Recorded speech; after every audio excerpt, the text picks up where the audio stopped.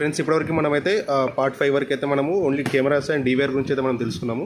So అన్నిటికన్నా అత్యంత important అనేది ఏంటంటే, సో మనకు డీవీఆర్ ఉంటుంది కదా. సో ఇక్కడ డీవీఆర్లో మనమైతే కొంటామో అందులో వితౌట్ హార్డ్ డిస్క్ వస్తుంది. సో హార్డ్ డిస్క్ వచ్చేసి ఇలా ఉంటాయి అనమాట. సో ఇవన్నీ కూడా మనకు 2 years వారంటీతో వస్తాయి. సో ఇవన్నీ ఏంటంటే మనకు రీఫర్బిష్డ్ హార్డ్ డిస్క్ అనమాట. సో మీకు డైరెక్ట్ కంపెనీస్ వచ్చిన ఒరిజినల్ ప్రోడక్ట్ అయితే కాదు ఇది. సో అంటే ఒరిజినల్ ప్రోడక్ట్ని రీఫర్బిష్డ్ కంపెనీ వాళ్ళు చేస్తారన్నమాట. చేసి మళ్ళీ వేరే వాళ్ళతో మనకైతే సేల్ అనేది చేస్తారు. సో దీనికంటే ఒక బ్రాండ్ నేమ్ ఏమి ఉండదు. సేమ్ లైక్ మన సెగేట్ హార్డ్ డిస్క్ అవుతుందో సెగేట్ హార్డ్ డిస్క్ సెగేటే వస్తుంది, డబ్ల్యూడీ వస్తుంది. సో ఈ 2 హార్డ్ డిస్క్ కూడా మనకు 2 years వారంటీలో అవైలబుల్గా ఉంటాయి.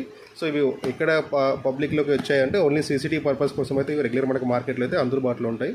సో కంపెనీ రికమెండ్ చేస్తుంది ఏంటంటే, కంపెనీ అయినా సరే అలాంటి నెట్వర్క్ సిస్టమ్ ఇంటిగ్రేటెడ్స్ వాళ్ళైనా సరే మీకు ఒరిజినల్ హార్డ్ డిస్క్ వాడితే చాలా లైఫ్ అనేది బెటర్గా ఉంటుంది. సో ఒరిజినల్ హార్డ్ డిస్క్ వచ్చి 3 years వారంటీ ఉంటుంది. బట్ ప్రైజింగ్లో మాత్రం దీనికి డబుల్ ప్రైస్లో ఉంటుంది. సో అందుకని చెప్పేసి ఎక్కువ మంది దీనికి ప్రిఫర్ చేస్తూ ఉంటారు అనమాట. సో కొంచెం జాగ్రత్తగా ఉండండి.